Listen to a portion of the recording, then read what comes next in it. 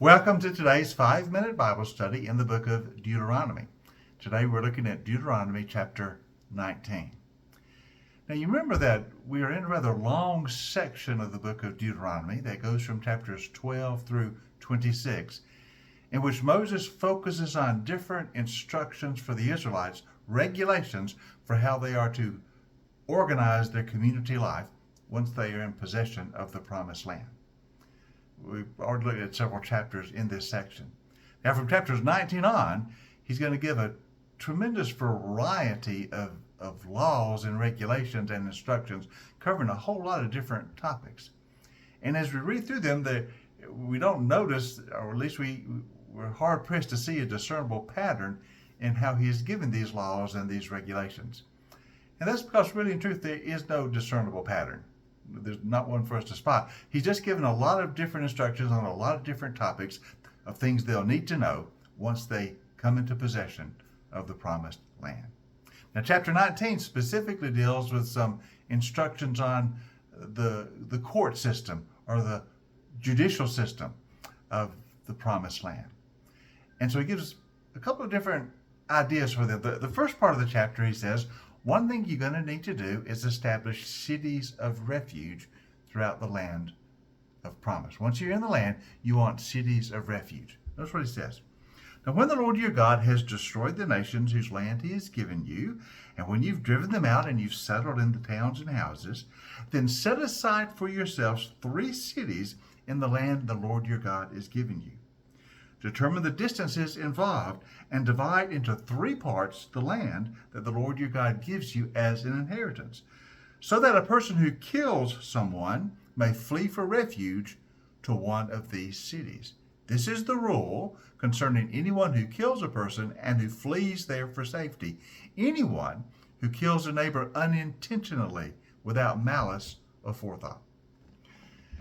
In the land of Israel, you are to establish 3 cities of refuge, so that if someone accidentally causes the death of another person, they may flee to one of these cities of refuge for safety. You say, what is this all about?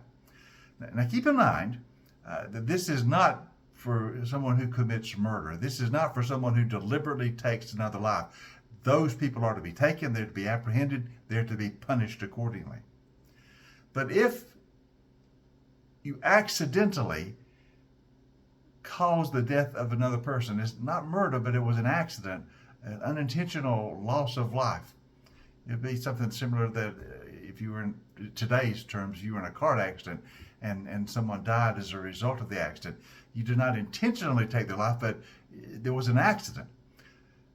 There are cities of refuge to which you may flee for safety. Now, you may say, why do they need cities of refuge?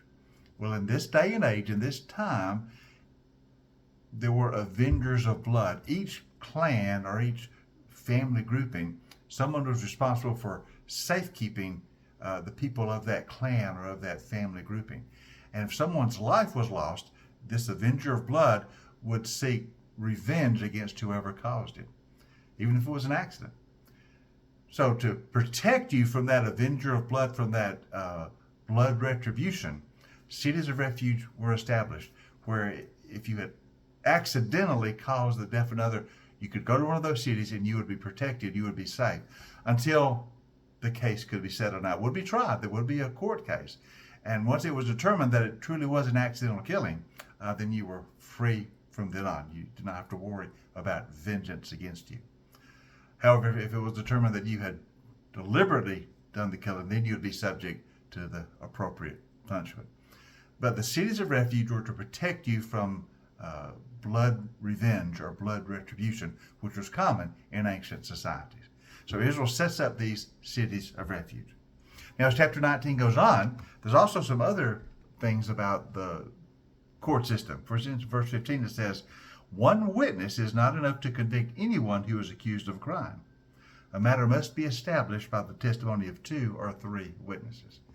So in the Israelite court system, as a matter of justice, there had to be at least 2 witnesses to make an accusation against you stick. One witness would not be enough. This was to guard against someone lying in court and falsely accusing you. and it can easily happen with just one witness. So you have to have at least two witnesses to verify that you did commit the crime you were accused of.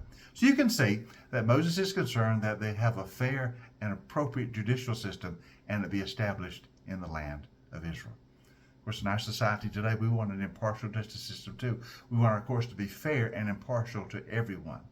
We want the guilty to be found guilty, but only when they're guilty. We want the innocent to be acquitted. We want our judicial system to be fair, to be just and impartial. And so it was in Israelite society. Moses said, you must establish this kind of court system for the people of God.